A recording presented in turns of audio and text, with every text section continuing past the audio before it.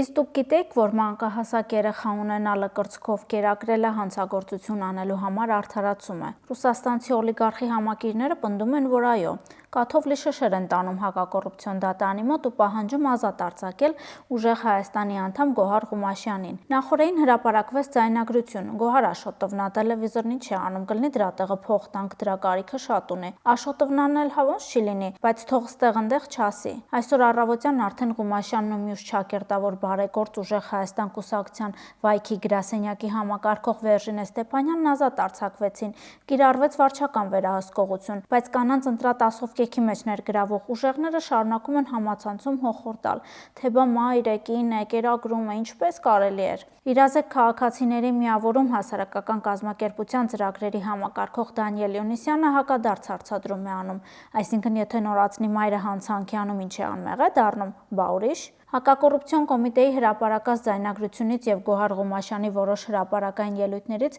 բավականին որոշակի է դառնում քրեական օրենսգրքի 221-րդ հոդվածով նախատեսված արարքի կատարված լինելը։ Հետևապես քրեական հետապնդման հիմքերը կասկածի տակ դնելու առիթ չկա։ Ուրիշ հարց, որ խափանման միջոց ընտրելիս բնականաբար պետք է հաշվի առնել նորածին երեխայի առկայությունը, եւ եթե խափանման միջոց կալանք ընտրվեր, ես ինքս ցույցի դուրս կգայի, բայց կալանք չընտրվեց, հետևապես հիմք ընդունելով արկա հրապարակային տեղեկությունները հանգիստ խղճով կարելի է պնդել, որ այս դեպքում իրավապահ մարմինները գործել են ճիշտ, օրինաչափ ու համաչափ, գրել է Իոնիսյանը։ Քաղաքացիական պայմանագիր խմբակցության ղեկավար Հայկ Կոնջորյանն էլ նշում է, նման գործելավոճն արդարացնողները մի օրը լուրջ դեմքերով գալու են ու ասեն, որ ազգը փրկելու համար պետք է նաև պետությունը զոհաբերել։ Նրանք, ովքեր այսօր ասում են, դե լավ, հիմա կերակրող մայր է, ինչ անենք, որ ընտրակաշառքը բաժանել։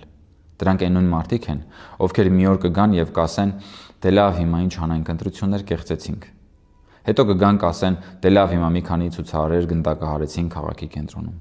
Մի օր էլ կգան ու կասեն, դե լավ, հիմա ռոմանտիկ տղերք էին, համարյա անչափահաս։ Մտան պարլամենտ, գնդակահարեցին պետության ղեկավարությանը, ինչ պատմություն եք սարքում։ Քաղաքագետ Դավիթ Ստեփանյանի կարծիքով հայկական իրավաբանության քաղաքականության մեջ մի նոր գյուտ է արվել։ Ուժեղ Հայաստանում անչափահաս երեխաների մայրիկները չեն հետապնդվելու։ Ստեփանյանը նշում է. ուժեղ Հայաստանում, սիրելի մայրիկներ, ձեզ կարելի է գործել ցանկացած հանցագործություն։ Օրինակ մարդ սպանել, նույնիսկ պատվել դրա համար եւ հանգիստ շարունակել դաստիարակել երեխաներին յաժմած հիմունքով։ Նրա խոսքերով կաշառք բաժանելով պետություն կառուցելն անհնար է, ոչ ուժեղ, ոչ էլ թույլ։ Հայաստանի Հանրապետության վարչապետի աշխատակազմի ղեկավար քաղաքացիական պայմանագրի նախընտրական շտաբի պետ Արայք Հարությունյանն էլ գտնում է, որ սա ցույց է տալիս, թե ինչ վերաբերմունք կա իրականում Հայաստանի Հանրապետության քաղաքացու նկատմամբ։ Նրա խոսքերով ընտրակաշառքով իշխանության փորձ կարող է անել միայն թույլիկ Հայաստանը, իսկ ձայնագրության մեջ առկա կետերի եւ տուերի փոխարեն